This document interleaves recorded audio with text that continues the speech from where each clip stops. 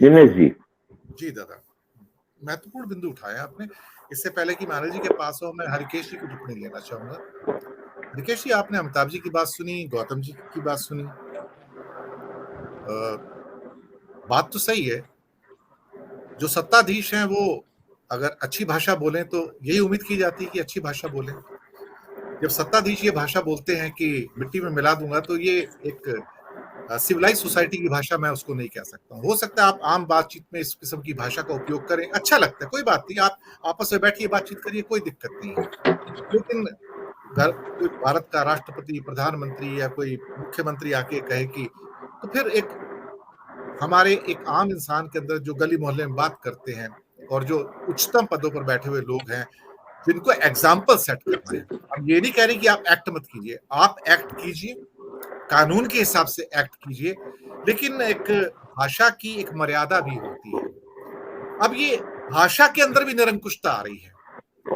आपको अपराध के खिलाफ एक्शन लेना है, जरूर लीजिए, हम तो खुद कहते हैं, समर्थक करते हैं, अपराध के खिलाफ होना ही चाहिए, पर उसकी संविधान के दायरे में रह के। ये भाषाएं संविधान से बाहर हो जाती हैं। शायद एक मैसेज दिया जा रहा है कि हम आम आदमी के प्रति या बाकी मुख्यमंत्रियों के प्रति, जैसे केजरीवाल को नोटिस आता है गोवा से, या बाकी जो कुछ हो रहा है इस समय, और बाकी जितनी किताबें थी वो तो सबकी बंद पड़ी हैं, जो भ्रष्टाचार की, संगमा की हो, येडुरप्पा की हो, बाकी लंबी लिस्ट है, नारायण राणे है, ना जाने कौन कौन है उसके अंदर, इवन हेमंत बिस्वा शर्मा के भी बुकलेट पूरी बीजेपी ने छापी थी। तो उनकी किताबें तो सारी बंद है, फाइलें बंद है सारी की सारी। तो जैसे दादा ने कहा कि सबको डरा के अंदर भेजने की कवायद चल रही है, पर अल्टीमेटली एक फैसला जनता का भी अभी आएगा। पहला फैसला जो अमिताभ जी ने कहा था कि कर्नाटक से आ रहा है, जो शायद नया पृष्ठ लिखा जाएगा भारत की राजनीति में। आपकी पॉलिटिक्स क्या कहती है, आप किस चश्मे से इस पूरे दृश्य को देखते हैं? हरिकेश सर, संविधान की जहां तक बात आपने की है ना, तो संविधान के मार्फत या उसके तरीके से काम करने की व्यवस्था तो 2014 से ही नेस्तनाबूद करने की कवायद शुरू हो गई थी। तो ये तो मैं मानूंगा ही नहीं कि संविधान की कोई व्यवस्था चल करके सुचारू रूप से करके ये काम करने की कोशिश कर रहे हैं। उस व्यवस्था में कहीं कोई वो नहीं है। दूसरी महत्वपूर्ण बात यह है कि कुल विधायक कितने हैं अगर पूरे देश में देखा जाए तो 7,500, और सारे सांसद कितने हैं अगर लोकसभा राज्यसभा दोनों मिला लीजिए तो 700 750। 140 करोड़ की जनसंख्या में ये है कितने, और हम सब जो लोग बैठे हुए हैं डिस्कस कर रहे हैं, इनकी संख्या कितनी? 50,000, इससे ज्यादा तो नहीं है ना सर। परसेप्शन क्लियर है, किया जा रहा है, साफ साफ बताया जा रहा है कि हम भ्रष्टाचार के खिलाफ हैं और ये जितने भी हैं ये सब भ्रष्टाचारी हैं। हर बार ये कहा जा रहा है कि जो लोग एकत्र हो रहे हैं वो भ्रष्टाचार के विरुद्ध जा करके, क्योंकि मैं काम कर रहा हूं तो मेरे विरुद्ध आकर के वो खड़े हो रहे हैं। आम जन में ये भाव पैदा करने की कोशिश की जा रही है। 80-20 पिछले चुनाव में आप सुन चुके हैं, 80-20 की लड़ाई थी। 80% हिंदुओं को ले लीजिए, 20% बाकी लोगों को किनारे कर दीजिए, मुझे वो चाहिए ही नहीं। बात यह है कि 22.5 करोड़ वोट की लड़ाई लड़ रहे हैं नरेंद्र मोदी और उनकी पार्टी, और वो उनके पास एक मुश्त हैं। क्या टीएमसी बंगाल में कांग्रेस के साथ लड़ेगी? क्या समाजवादी पार्टी कांग्रेस के साथ यूपी में लड़ेगी? क्या टीआरएस आपके तमिलनाडु या आंध्र प्रदेश में वहां पर किसी तरह से भी सहयोग में आकर के लड़ेंगे ये लोग चुनाव? किसी को भी आप देख लीजिए सर। और दूसरी महत्वपूर्ण बिंदु समझ लीजिए कि जहां भी सरकार बन रही है वहां विधायकों को खरीद लिया जा रहा है, खत्म कर दिया जा रहा है, सरकार गिरा दी जा रही है। ये भी व्यवस्था कारगर चल रही है। जनता के भीतर विरोध हो भी, पर सड़कों पर विरोध नहीं आना, ये हमारे देश की बहुत पुरानी चाल है। हमेशा से ये चलन रहा है। कितना भी भयंकर उन्माद हो जाए, वो औरंगजेब हो या अब्दा अली हो या कोई और हो, नृशंस से नृशंस शासक आ जाए, पर यह व्यवस्था बिगड़ती नहीं है, कहीं कोई विरोध में नहीं उतरता। वो धीरे धीरे उतर जाता है उसी सहयोग में कि हाँ ठीक है चलो चलने दो, हम तो जी ले रहे हैं। 80 करोड़ जनसंख्या को हैंड टू माउथ कर रखा है, खाना पहुंचा रहे हैं, दे रहे हैं, आदमी खुश है। अजीब सी बात है ना ये लगती कि 80 करोड़ को आप हैंड टू माउथ करके रखे हुए और आप ताल ठोक के कहते हैं कि हम 80 करोड़ जनसंख्या को खाना पहुंचाते हैं, जिंदा रखे हुए कोरोना काल से लेकर अब तक। सारा का सारा खेल परसेप्शन का है।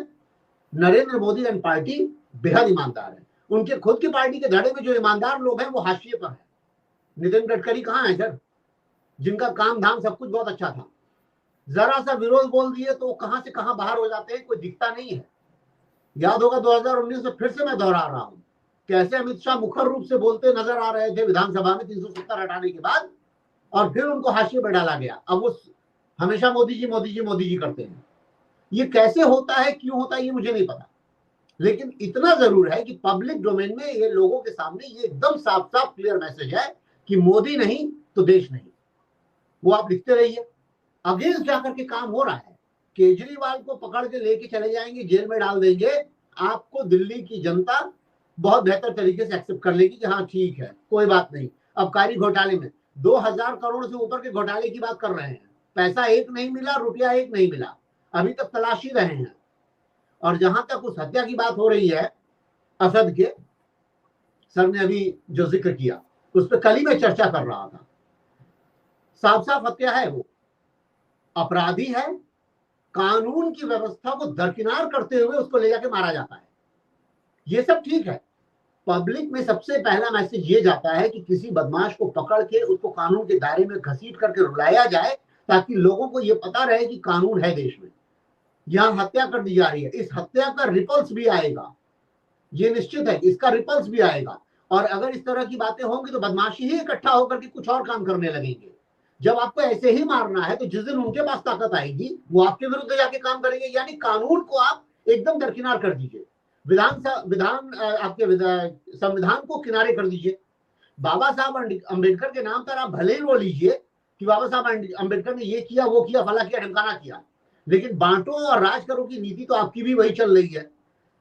वो जातियां बांट रहे थे, आप धर्म बांट दे रहे हैं, आप हिंदू मुस्लिम कर दे रहे हैं, सिख ईसाई कर दे रहे हैं। आखिर ये बताइए ना, पंजाब में क्यों नहीं देखा गया अमृतपाल क्या कर रहा है, क्यों नहीं उसको पकड़ कर रखा गया? कहीं भी सरकार गिराई नहीं जा रही है, ये ध्यान दीजिए, कहीं भी सरकार नहीं गिराई जा रही है। सरकार के बड़े बड़े नुमाइंदों को पकड़ के चीफ मिनिस्टर, डिप्टी सीएम, इनको घेर करके उनको खत्म किया जा रहा है। आज ही खबर चल रही थी कि 8 लोग मर गए हैं बिहार में जहरीली शराब पीने से। शराबबंदी है, गुजरात में भी शराबबंदी है, वहां भी शराब नहीं बिकती है, वहां भी 40-40, 50-50 लोग मर जाते हैं। खबर कहां जाती है पता नहीं चलती है, कहां गई। कहने का तात्पर्य यह है कि हम लोग चकल्लस करने चाहे जितना, ये 50,000 लोग हैं और वो सारे के सारे मिलाकर के 10,000 लोग हैं विधानसभा विधायक, इनको खरीदने के लिए हजारों करोड़ अडानी अंबानी से आ रहा है। दिखता रहे सबको, कोई फर्क नहीं पड़ता सर। अभी एक वीडियो आया है, उस वीडियो को देख के आप चौंक जाएंगे। बनारस का कंप्यूटराइज्ड वीडियो बनाए हैं कि बनारस को क्योटो कैसे बनाया जाएगा, उसको प्रसारित कर रहे हैं, परसेप्शन क्लियर कर रहे हैं, गढ़ते जा रहे हैं, किसी को कुछ नहीं फर्क पड़ रहा है। और 2024 में अगर सारे लोग इकट्ठा हो भी जाएंगे, आखिरी बात कर रहा हूं सर, अगर सारे लोग इकट्ठा हो भी जाएंगे तो ये पक्के तौर पे कहेंगे देखिए सारे भ्रष्टाचारी एक झंडे के नीचे आ गए हैं, अब ये हमारे खिलाफ है। वो फिर से वहीं का वहीं मामला फंसेगा। मुझे नहीं लगता कि 2024 में अभी भी 70% जीतने की उम्मीद मुझे अभी भी भाजपा की दिख रही है, करें चाहे हम लोग चाहे जो भी।